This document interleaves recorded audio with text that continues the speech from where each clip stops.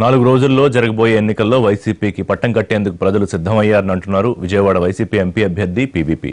అవినీతిలో కూరుకుపోయిన టీడీపీని వదిలించుకుందామని ఓటర్లు ఎదురు చూస్తున్నారని ఆయన చెప్పుకొచ్చారు. విజయవాడ పార్లమెంటు పరిధిలో జరుగుతున్న ఎన్నికల ప్రచారంలో ప్రజలు బ్రహ్మరథం పడుతున్నారంటున్న పీవీపీతో మా విజయవాడ ప్రతినిధి రవికృష్ణ ఫేస్ టు ఫేస్.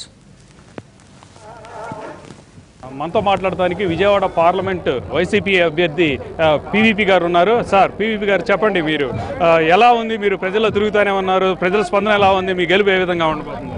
ప్రతి పల్లెటూరు, ప్రతి వార్డు, 7 నియోజకవర్గాలు ఎక్స్టెన్సివ్గా తిరిగాను.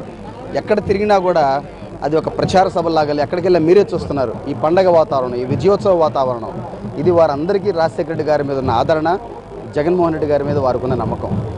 ప్రతి ఇంటికి వెళ్ళాం, ఏ పల్లెటూరుకి వెళ్ళినా కూడా ప్రస్తుతం ప్రభుత్వం చూపించిన వివక్ష, సగం మందికి ప్రభుత్వ పథకాలు అందట్లేదు. ఇందాక సోదరులు విష్ణు గారు చెప్పారు, గంగి గోవు పాలు గరిటెడైనా చాలు, కర్మ పాలు కడివిడైతేనేమి. రాజశేఖర రెడ్డి గారు చేసిన 5 పథకాలు, వీరు ఇచ్చిన 100 పథకాలు, చేసిన 650 హామీలు ఎవరూ మర్చిపోలేదు. ఇక్కడ ఇదంతా రేపు 11వ తారీఖు ప్రజాగ్రహానికి గురి కావాల్సిందే. నేను 3 వారాల క్రితమే ప్రకటించాను, వీళ్ళు ఎన్ని ఆరోపణలు చేసినా నేను రెస్పాండ్ అవ్వను. నన్ను ఆరోపణలు చేసి ఒక కామన్ మ్యాన్కి కడుపు నిండుతుందంటే 24 గంటలు తిట్టండి, నేను తిడతాను. అదేమైనా ఉపయోగపడుతుందా? గత 5 రోజులుగా నేను తిరగని వార్డు లేదు, తిరగని కొండ ప్రాంతం లేదు, తిరగని కట్టలేదు. అక్కడ జనాలకి పవర్ లేదు, డ్రైనేజ్ లేదు, వాటర్ లేదు. ఆ చిన్న ఇష్యూస్ అన్నీ మర్చిపోయి, ఇది ఎక్కడ 21వ శతాబ్దం, కృష్ణానదికి 1 కిలోమీటర్ పక్కన ఉన్నాము, వాళ్ళు తాగడానికి నీరు లేదు. ఊరి నడిబడిలో ఉన్నాం, రాజధాని నగరం అంటాం, వాళ్ళకి డ్రైనేజ్ వాళ్ళ ఇళ్లలోకి వస్తున్నాయి.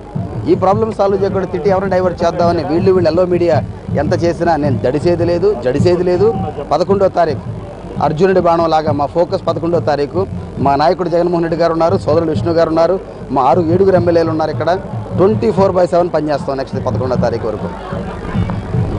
తమ విజయం కేవలం నల్లేరు మీద నడికే పరిస్థితి అయితే కనపడుతుందని ఇక్కడ పార్లమెంట్ అభ్యర్థి చెప్తున్న పరిస్థితి అయితే ఉంది. ఎట్టి పరిస్థితుల్లో కూడా మా విజయాన్ని అడ్డుకోలేరు. అదేవిధంగా కూడా ఈ రాష్ట్ర ప్రభుత్వం ఏదైతే ఉందో రాష్ట్ర ప్రభుత్వం మీద ప్రజలందరూ కూడా తీవ్ర ఆగ్రహంతో ఉన్నారు. 11వ తారీఖు ఎప్పుడు వస్తుంది అన్న దాని మీద ఎదురు చూస్తూ ఉన్నారు. తమ విజయం ఖాయమని తెలియజేస్తున్నారు. కెమెరా పర్సన్ రామకృష్ణతో రవికృష్ణ, ఎన్టీవీ, విజయవాడ నుండి.